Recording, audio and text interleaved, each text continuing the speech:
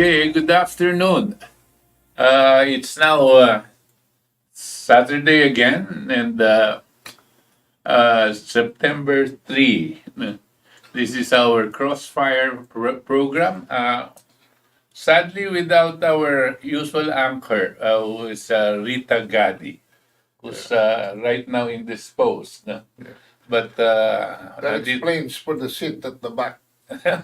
Vacant seat. Yeah. There's a vacant seat at the back. That's for her.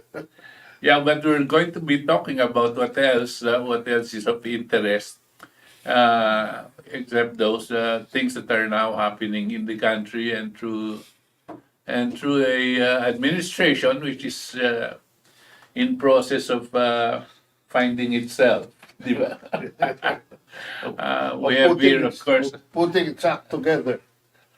the maestro himself, Paglinawan, is here with us, no? As usual, and to give us, natin if we can come up with something, no? Yes. It's a Directions and loose discussion of it. Doesn't necessarily be cross-firing, no? But kung minsan baka we will disagree.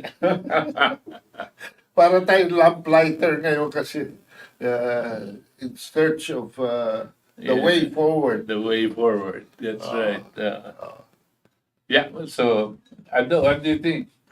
Well, frankly, I am in a maze myself because there seems to be no logical pattern as yet as to where the direction of this administration is going, for the simple reason that I don't think the president has yet put his act together.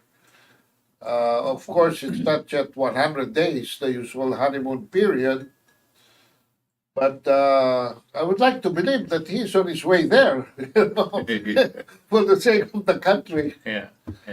But there are certain loose ends that have, at a very early stage, Butch, have shown its ugly head.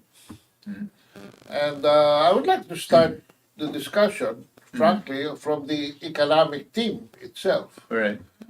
And not as a pundit or not as my analysis of the situation, but from the very words of the head of the economic team himself. Number one, he confessed to be very much anti-agriculture. And sama mo na dyan ang fisheries. No? Pangalawa, he has expressed a preferential option to importation. No? And sabi nga niya that it's an easier way to balance inflation through importation.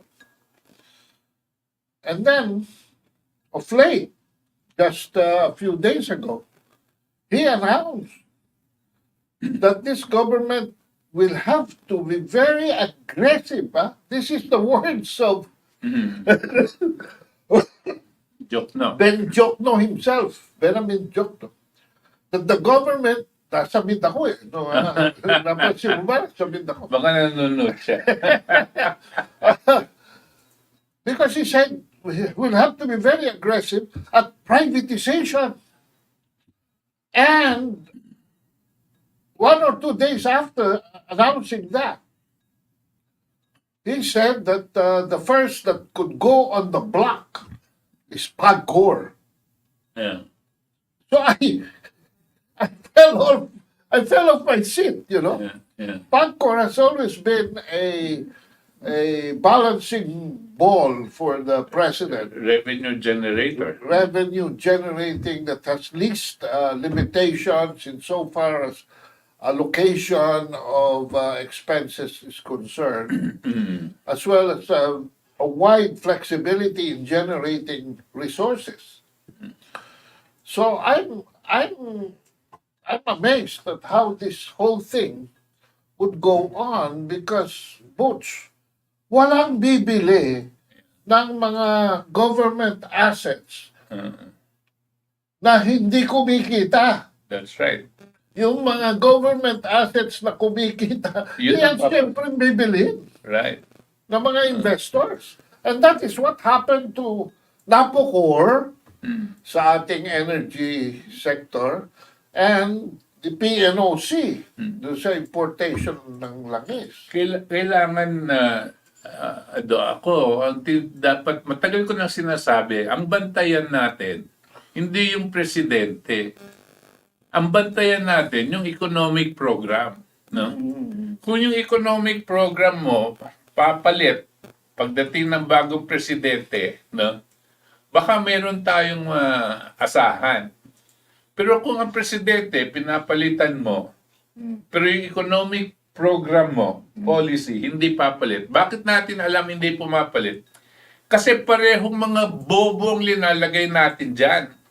The same characters like Ben Jok, no, who prides himself with being in government for the past 41 years, no, and he has not shown anything for it. The quality of life of the Filipino has deteriorated over these 41 years. Yan ang ipinagyayabang mo. This is the thing that we must look at, no, before we decide what steps are to be taken. Second, etong si Jok, no, is a monetarist, and the same Explain mo kung ano yan. the same Explain thing yung mga yan sila medalya at lahat ng mga nakaraan yan sila monetarists. Ang monetarist po is the type of economist that manages an economy by manipulating interest rates. Itataas nila yung interest, no, para magma-map up ng liquidity. Papasok ang pera sa gobyerno. Pagbababa nila yung interest para mas maraming pera ang magagamit ngayon ng tao. Yung manipulation, no, has nothing to do with the quality of life of people. No? It has everything to do with things like inflation, as per from the viewpoint of IMF and our creditors. World Bank. Yan lang ang Diyos nitong mga ito, itong mga economists na ito. The economists that we have, no, their policies are not pro-people. Definitely not. You listen to them. Among the first things that they want to be able to do is to cut down on our population. Because they feel that the less people there are, the less people you have to feed. No? Ganyan ang konsepto mga yan. I just wanted to bring that out dahil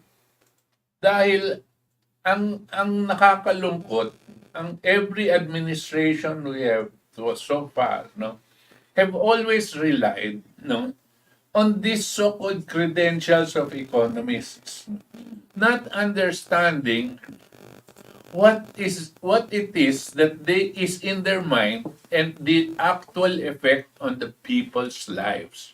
No? They're looking for the actual effect on whom?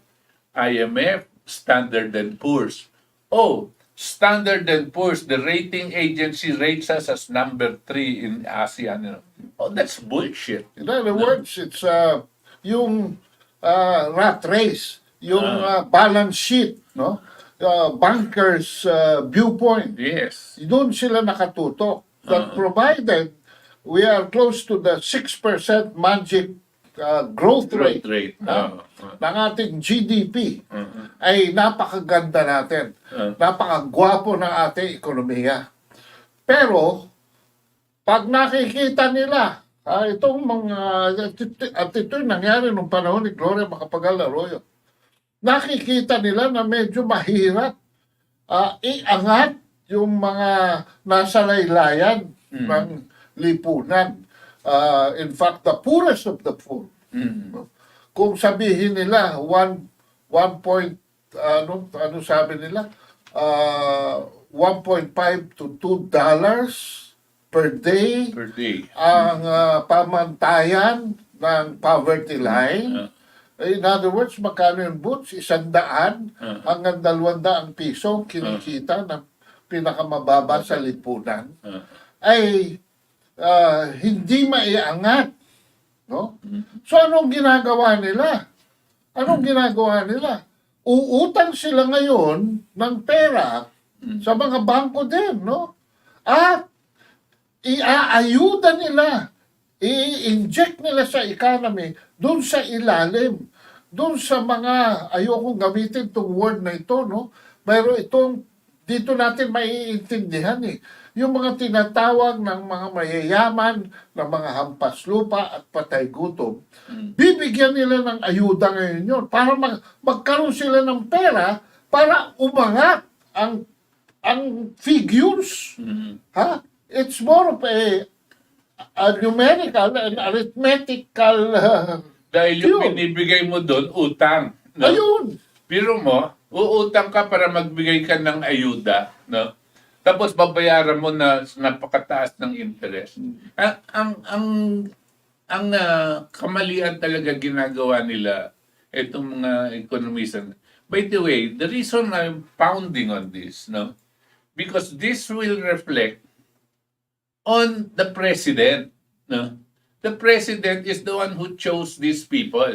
No, but I am not sure the president knows what is inside the thinking, the souls of these people. They have nothing to do with the quality of life of our population. Nothing, no? All they're looking at is the statistics. Yung sinasabi kong monetarism, yun, no? Pag i-manipulate nila yung interest rates para makita nila yung acceptable inflation rate, pagkatapos, pag hindi kakayanin, katulad ng sabi ni uutang. Yun lang ang ginawa niyan. You study the whole history of what these guys have done. That's one. But the most salient and the most debilitating that they have done is the privatization game, wherein government's role has been abdicated and given to the private sector. I say government's role, abdication. What is that? Sa public utilities. Nag-iimbita tayo ng mga foreign investors. Like sabi ni Edo, papasok yung mga yan dun sa kumikita. Bakit sila papasok kung hindi kumikita? Sinong kumikita? Madaling kumita. Kuryente, tubig, yan. Telecom, yan. Transportation, yan. Ngayon, pati yung Pagcor gustong i-privatize ni Joke, no? Kumikita. Ibibigay mo sa private sector. Ngayon, yung gobyerno natin, wala nang kakayanan. Anong mangyayari ngayon sa taong bayan? Aba, walang pakialam diyan sila Joke, no? Mamamatay. Walang trabaho. Pero hindi, huwag kayong titingin diyan sa mga namamatay at walang trabaho. Ang tignan natin, ang growth rate 6% at masaya ang IMF. Yan ang tignan natin. Macroeconomics. Well, you can call it macroeconomics, but to me, it's a major deception. No? Deception of our leaders.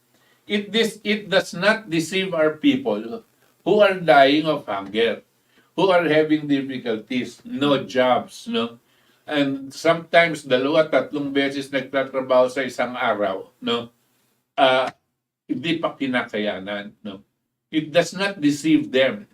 Kanya lang they have no voice, no? Ngayon, natumbok mo na, Butch, itong aspeto ng utilities.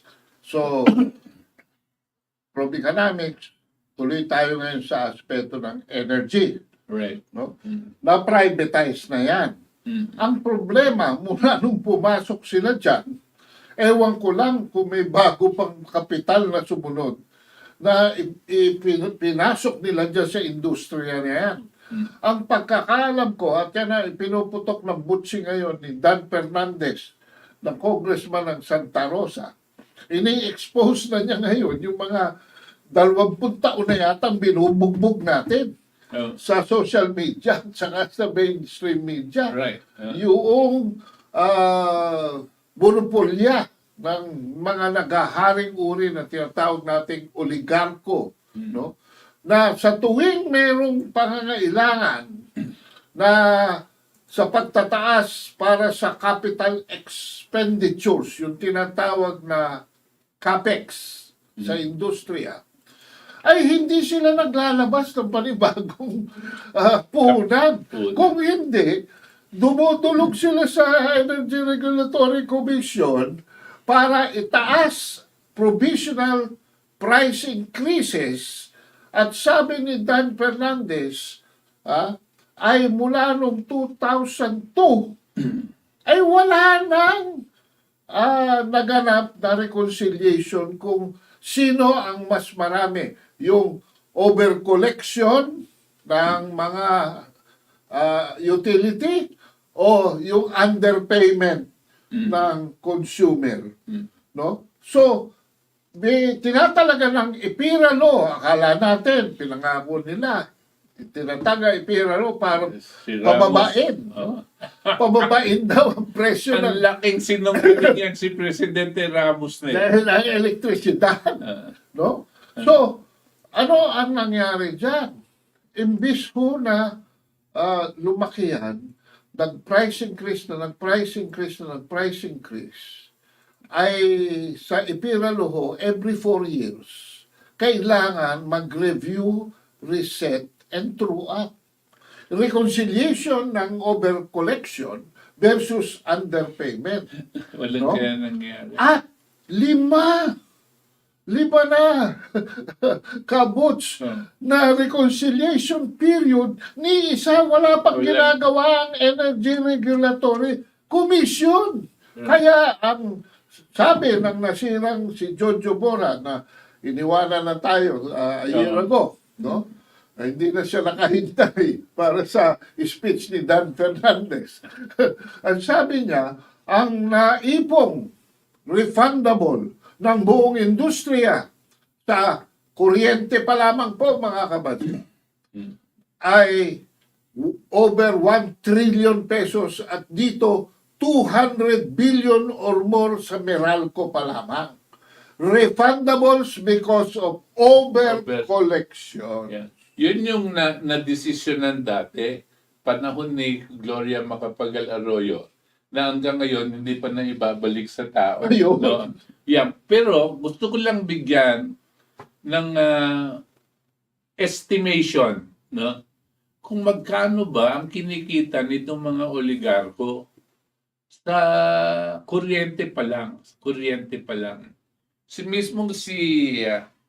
Si Senator Gatchalian, nung last year ini-interview siya, ang sabi niya, ang minimum daw na bigat o gastos ng isang pamilya sa Pilipinas, no, ay 3,000 pesos a month. Isang pamilya. Correct. Ang isang pamilya po, sabihin natin 5 membro ng pamilya, ang gastos nila 3,000 isang buwan, no?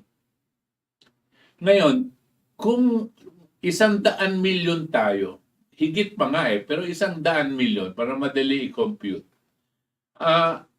That means there are 20 million families. Yung 20 million families na yon, nagbabayad ng 3,000 pesos a month average. 3,000 pesos minimum. So that is 60 billion pesos a month na kinokolekta. Okay. Pagdating naman dito sa mga negosyo, mga businesses, ang gastos ng mga businesses sa kuryente higit pa dito sa tayong mga individual families, no? Higit pa yan. Pero para madaling i-compute, no? Sabihin na natin doble, another 60 billion pesos. So in other words, in 1 month, ang kinokolekta nitong mga oligarko, mantakin nyo, siguro mga 8 or 9 companies lang yan. Family corporations, no? Ang kinokolekta every month is 120 billion pesos. Ano pa lang yan, kuryente? Ngayon, in 1 year,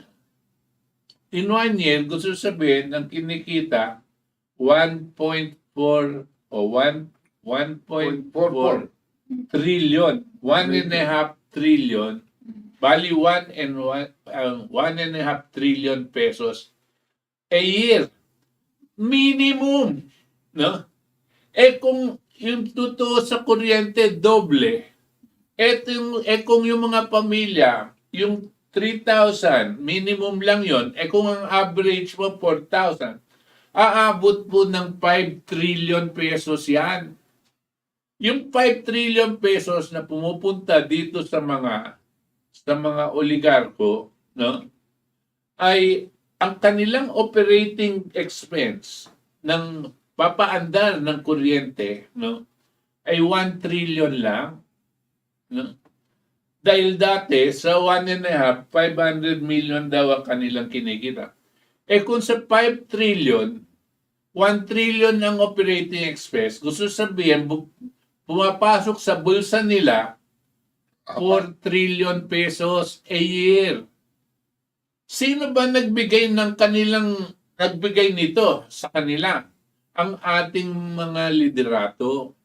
That is why there is a conspiracy between the leaders in government, no, and the economic advisors, no, and the private sector. Conspiracy po yan. Tingnan nyo po, kung ang kinikita ninyo, basically 3 or 4 trillion pesos a year. At ayaw mong mabuwag yung PIRA law. Ayaw mong masira itong negosyo ng oligarko. Kung bibigyan mo ng 100 billion pesos ang presidente ng Pilipinas, kaya nyo bang bigayan? Of course. Ano lang yan? Barya lang yan. 100 billion pesos a year. Yan pang mga senador at mga kongresista. Yakang-yaka yan. Nasa kanila lahat. No? At palagay ko, Butch, yan ang rason kung bakit sino man ang malagay dyan sa Energy Regulatory Commission ay walang ginagawa para sa mga consumers. No? Bakit? Sa laki ng pera niyan. Aba, napakaliit naman na 10 milyong pisong lagay. Ha? Energy Regulatory Commission. Ha? Ay, bigyan mo yan ng 120 million ng chairman. Aba, wala na talagang gagawin yan. At anyway, yan blind item. Ang mas tutusukan ko ng gusto ay eto na naman ako. Kung ako'y nahulog sa silya, noong si Ben Jokno ang nalagay sa economic team, nahulog din ako sa silya nung si Lutilla ang nalagay sa energy team. Dahil si Lutilla po ay nasa bulsa ni Sabine Aboitiz. Tama. At ang inilagay sa ERC ay parang sekretarya rin ni Sabine Aboitiz. Kaya si Aboitiz po ngayon ang may full control ng energy sector. Ayan. So, Quo Vadis, saan ba tayo pupunta? Sabi mo, ang Aboitiz ngayon ang may control sa energy sector. Yes. Sino ba may control sa energy sector nung kay Corazon Aquino? Aboitiz din. Oo. No? At, Pero ngayon Marcos na eh. Alin? Ang gobyerno eh. Best friend niya si Sabine Aboitiz eh. Yan ang problema. Mag-best friend pala yun. Tayo naman ho nagsasabi lang dito ng katotohanan. At nagtatanong, kung ganito ang ikinikilos, Quo Vadis, saan tayo papunta? Ayan. Habang ang ating Pangulo ay abalang-abala, Butch, sa tamang direksyon, which is agriculture, which is production, no? Kasi hindi ko na rin titignan na mga investors ay papasok sa atin dahil kung si Aboy Silutilla ang nandyan, wala na ho akong pag-asa. Miski magnagakngak si Dan Fernandez sa mababang kapulungan, kung ganyan nang may hawak ng susi sa energy sector, hindi ko na aasahan na bababa ang kuryente. At kung hindi bababa ang kuryente, hindi papasok ang mga factories. Hindi po papasok ang mga investors. Kaya nga, nitong nagkagulo sa Taiwan, saan napunta yung mga investment opportunities? Tayo pinakamalapit. Dapat sa atin. Noona, nung sa prutas, tayo nakinabang. Ngayon, hindi ho. Dahil mga industriya ang natamaan, Vietnam ang nakinabang. Well, anyway, babalik ako doon sa agrikultura. Dito naman doon sa agrikultura, ay abalang-abala ang ating Pangulo na nagpulis sa ating Pangulo dito.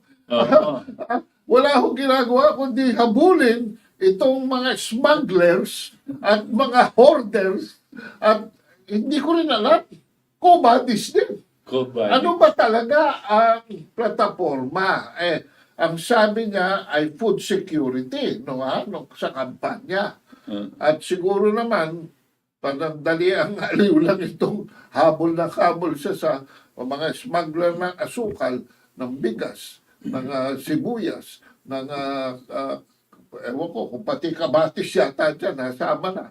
At saka itong bawang. No? At isa pa, asin. Asin.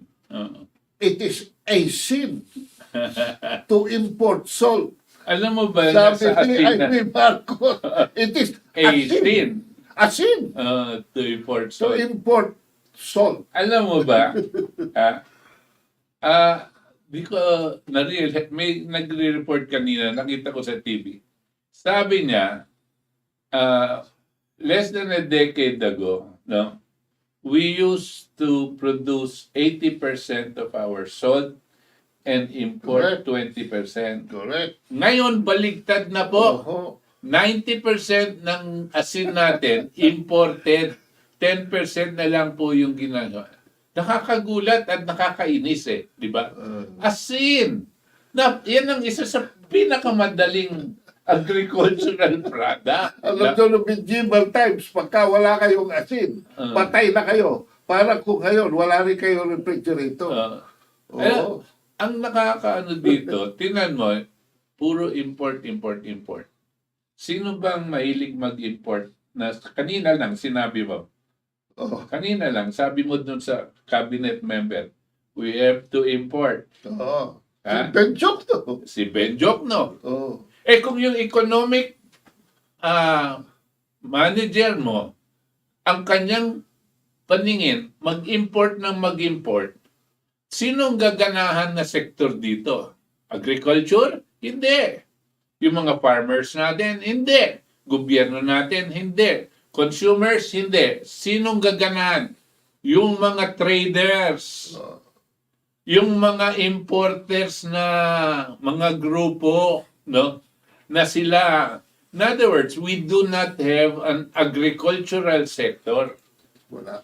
We have a trader sector. Importers, smugglers. Bakit ganyan? Mismong si economic manager natin, yan ang gusto Di ba? Kaya naglulubid-lubid yung problema Mr. President, when you appointed Jokno as your first appointee, no, you may have thought he was the most acceptable, no, to the Filipino people. Maybe for those that do not understand and do not know what he has done, no. But there are still a few of us, no, who know how this man thinks, and his ilk, yung mga kabarkada niya na nandyan sa monetary board, nandyan sa central bank, yung mga nakaraan na finance secretaries, yung mga yan, yung mga NEDA, yan ang kanyang coven, no?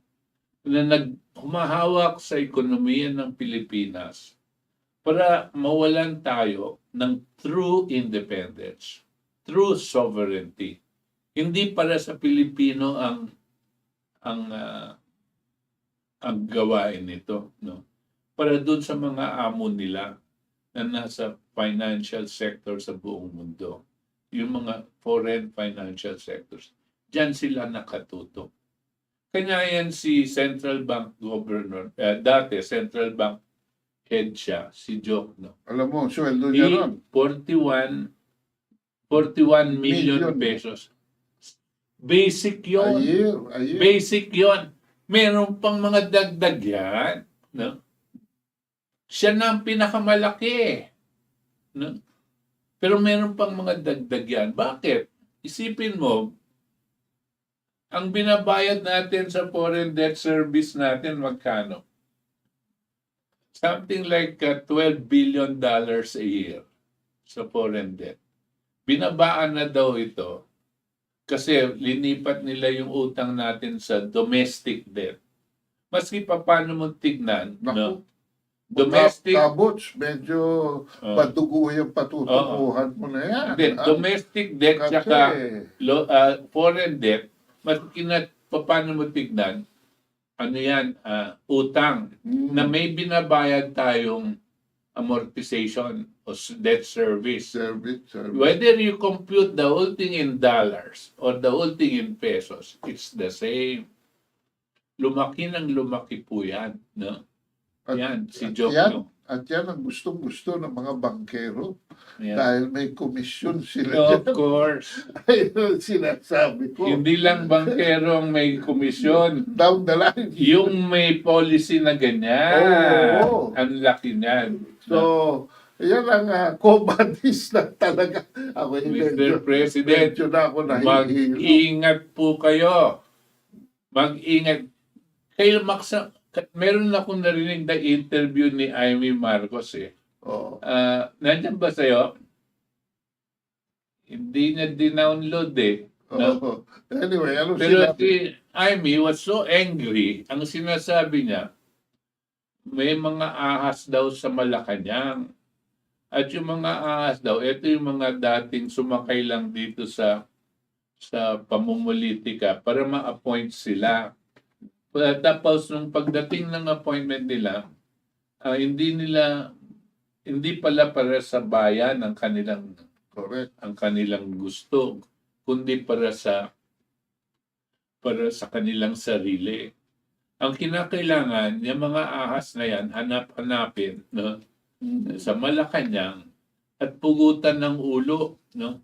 I'm paraphrasing what I heard. I'm not sure if At saka, but that's what she was saying. at saka kabots, medyo sa mga nangyayari sa Malacanang na nagkakaroon ng mga extraordinary problem sa ating Pangulo. Katulad noong sinabi nila na nagkaroon daw ng illegal resolution, naka-penake daw ang pirma ni Presidente. Wow. Forgery yan. Oo. At yun ay iniimbestigahan. Iniimbestigahan. So where do we start now? Investigating the alleged fake signature of the President dito po sa issue na nagsimula sa Sugar Regulatory Board.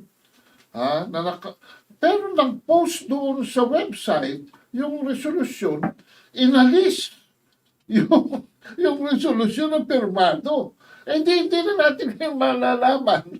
Kundi siguro NBI na ang magsasabi kung yun ay talaga o forensics ng police.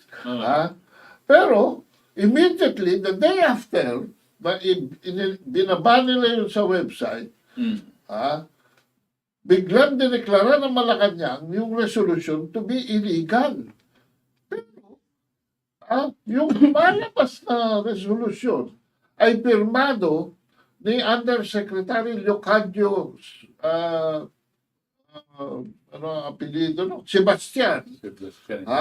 Na meron hong memorandum circular authorizing him to not only to sign those kinds of paper, but to represent the Secretary of Agriculture and to sign in his behalf. So in other words, it was within his authority. So mali yung sinabing illegal. At ako dito, sa aking pananaw, dahil nagtrabaho rin po tayo bilang spokesman, ay maaari namang nalusutan yung kaguluhan kung meron man nagbagong isip. At ang presidente naman para sa akin, he can change his mind anytime. Yeah, Diba? of course. At nakalagay naman doon sa appointment ni Sebastian na ang lahat ng action niya is subject unless disapproved or reprobated by the President. So ganun na lang sana sinabi nila para hindi naman masyadong nahalukay yung bureaucracia. Aba, hindi pa tapos yan mga kabansa. Meron na namang fake signature na kumakalat, na nakarating tungkol sa appointment ng Commissioner ng Bureau of Immigration. At yan po mga kabansa, alam na raw nila kung sino gumawa nun, pero hindi pa nire-release sa publiko. Ito lamang po ay na daanan natin dahil nga sa sinabi ni Jaime Marcos na may mga boa constrictor at cobra dyan sa yung boa constrictor, yung lumalamon ng maraming korupsyon. Yun naman cobra, yun ang mga tumutuklaw at pumapatay doon sa mga productive people para sila ang magkaroon ng control sa loob ng palasyo. So yan ang mga nangyayari po ngayon sa ating bansa. At ang tanong natin, saan ba tayo papunta? Quo Vadis, Philippines. No? Saan tayo papunta? Kanya, etong nakaraan na 50, 60 days na ngayon, no? Yung di ba nagbibigay tayong 100 days, di ba? yes. Pero maski na, actually, you don't have to give the 50 or 100 days. On the very first day, you can already tell the direction that we're going to go. And I felt very bad in the early appointments ng presidente sa mga kabinete. Hindi po ako nanghahangad pumasok dito. Matanda na po ako dyan sa governance. Pero kilala natin yung mga actors. Kilala natin ito mga dito. Dahil Kanya, hindi nyo ba napapansin kami ay over 60 years old? Over 60 lang. Tinawaran ko ng kaunti. At yan ang isa pa, kanina nabanggit natin yung ayuda naman. Isa pa yan. Ako, doon naman sa Department of Social Welfare and Development. Sabi nga ng Manila Times, ikaw ang mag-hire ng isang payaso, magkakaroon ka ng circus. Hire a clown and you will have a circus. So ito naman si Tulfo, si Erwin Tulfo, ay hindi ko talaga matanggap din dahil alam nyo, nagtrabaho rin ako sa gobyerno kahit sandali lamang. Pero ang panuntunan noon, dahil ang presidente noon ay si Presidente Ferdinand Endralin Marcos, abay dumadaan kami sa butas ng karayom. In fact, noong mga panahon na yon, pagka ikaw ay qualified na merong pinakamahirap na kailangang i-handle mo, yung National Security Clearance. No? Yun, kung ikaw ay kakampi, kasi pupunta tayo dyan mamaya bago magsara, kung ikaw ay kakampi o kaaway ng Estado. Ngayon po, nagkaroon din naman tayo na experience sa Student Council. Butch, mukhang Student Council itong dinala ni Erwin Tulfo. sa DSWD. Para sa akin, ewan ko correct me if I'm wrong, no, Butch. Is the government a place for a practicum for logistical management? Hindi. For a function that is very crucial. Dahil nasa pandemya pa tayo, Very crucial. Di ka po pwede maglagay ng mga trainee dyan. No? On the job trainee po itong On si, the job trainee. si, ewan ko, mas malaking siraan ang ulo ng Commission on Appointments pagka pinalusot nyo yan. So yan, mga kabansa, mga nangyayari sa loob ng ating bansa. Ngayon, pumunta naman tayo, Butch, sa panlabas ng ating bansa. Ano ba nangyayari? Tayo ba ay nananalo kay Manalo o tayo ay natatalo kay Manalo? Si Manalo po yung Secretary of Foreign Affairs na ngayon. At again, nung nasa Senado yata siya at ini-interview siya ng mga senador tungkol sa kanyang mga posisyon, no? Siguro ang akala niya, itatanong sa kanya ay tungkol lamang sa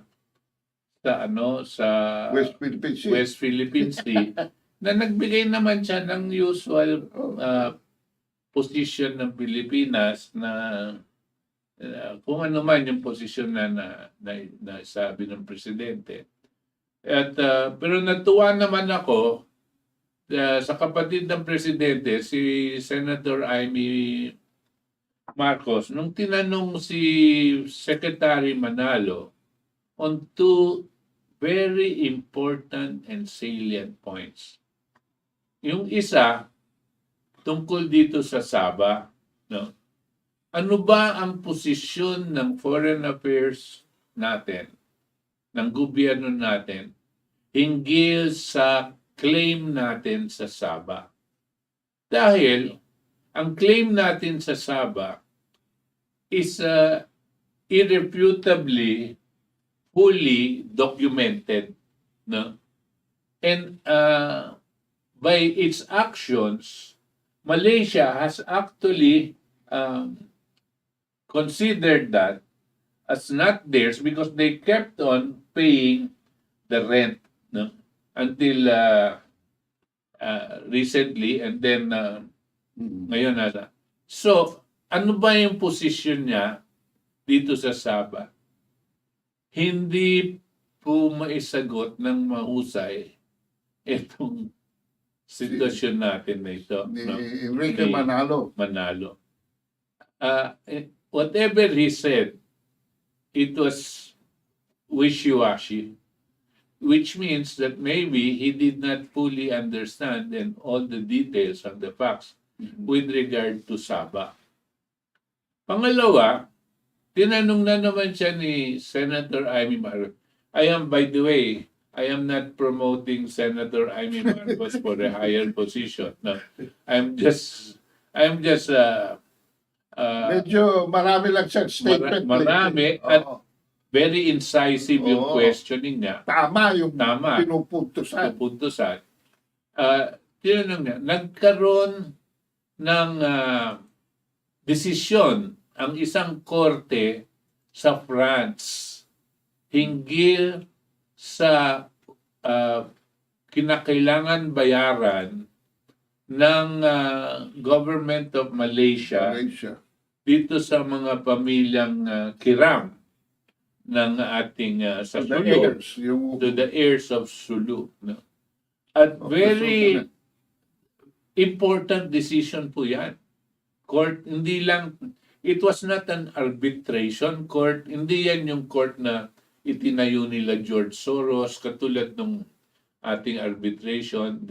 Ito po talagang korte ng France. No? At doon nila hinabla. No? At again, walang naisagot si Secretary Manalo because it seems that he has not really studied it yet. No? Ngayon, umalis tayo doon sa technicalities ng korte. Kasi yun ang dinuduldol. No? Yun ang dinuduldol ng Malaysia sa kanilang posisyon. No? Ang importante doon, nagkaroon ho ng desisyon sa pagtigil ng pagbabayad ng Malaysia, nakakapurit na amount, no? Ay diniklara niya na mismong Malaysia ang nag-terminate That's right. ng lease agreement. Unilaterally. Kaya nga, humihingi ngayon ng recourse itong mga heirs ng Sultanate. Pangalawa pong punto, mga kabansa, diniklara ng korte na yan, no? That the agreement between the original Sultan that signed the pajak, no? Or the contract, the lease contract, is a commercial agreement. Dinefine ng korte. Na unang-una, wala na yung agreement, tapos na. Dahil tinapos unilaterally ng Malaysia.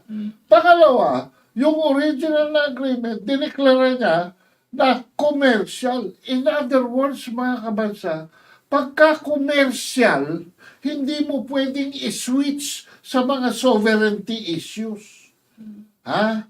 At pangatlo, ni-recognize niya na itong 8 heirs ng Sultan, ang tunay na may-ari, and they really have proprietary rights over North Borneo, yung affected na yung pamilyang yon. yung pamilyang yon.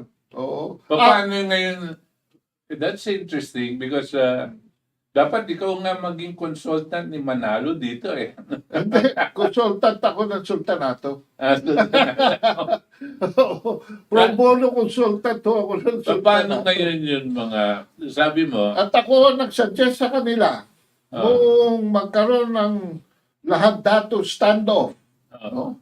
Na pagkatapos noon kasi namatay, maraming namatay. Unang-una namatay si Jamalul Kiram III, yung pong nag-utos nung pumunta sila sa Sabah.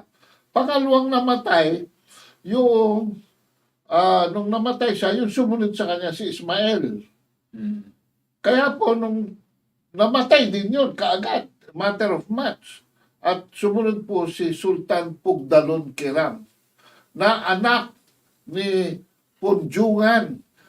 Ang nirecognize ng arbitral court kasi ay yung desisyon ng Makaski.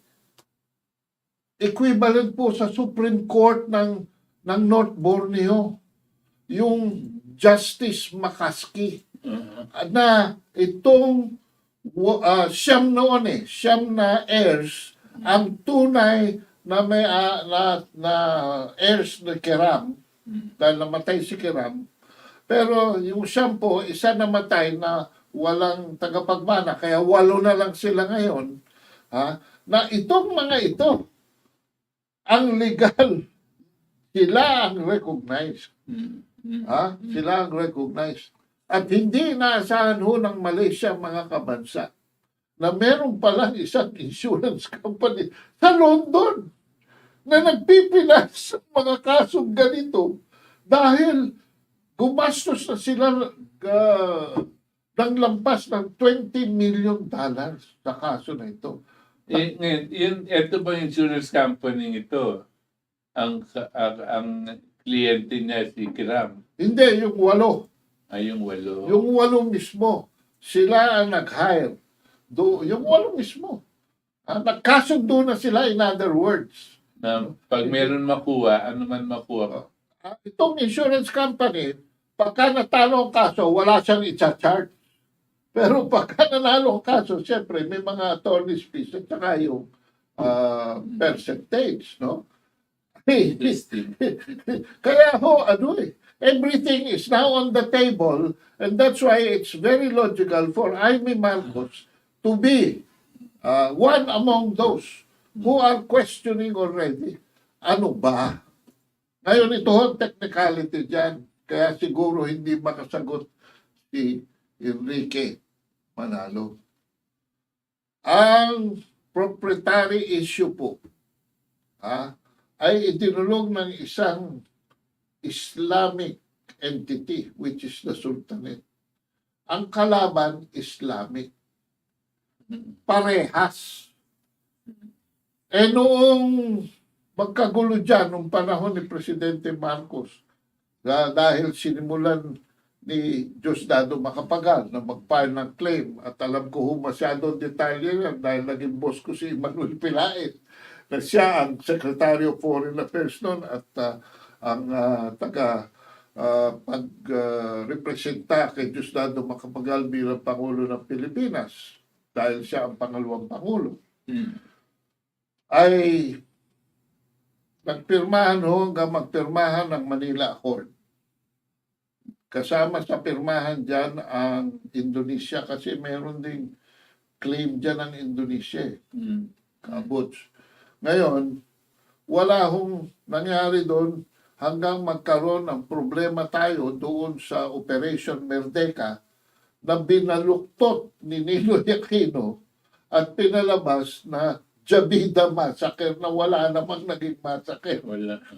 At siya mismo ang lumabas in a privilege speech sa Senado na sinabi niya that it was a hoax. Right. Hindi na natin pag-uusapan yan. Ang problema itong mangyari. Yung claim natin dyan na udlot, dahil sumapaw po dyan ang ginawa ng Malaysia, dinala ang gera dito sa atin. Finance nila ang MNLF. Nagkaroon tayo ng Muslim or Moro secessionist movement na minana ng MILF at ngayon ay BARM na. So yun ang komplikasyones po niyan. So hindi pa rin maliwanag para sa akin kung paano papasok dito ang Estado na merong non-Islamic. Kasi ang ginamit na leverage ay yung Organization of Islamic Countries na ngayon Organization of Islamic Cooperation na ngayon at tuloy-tuloy ang finance ng gera kaya na-divert po ang atensyon. Nung nawala naman po si Marcos sa poder, sinamantala ng 30 taon from Aquino the Mother to Aquino the Son para kung ano man ang pinangako ni Ninoy Aquino sa Malaysia, Yun na yun. ay kung maaari lamang ay bitawan. In fact, inalis nila sa 87 Constitution yung historical and legal rights.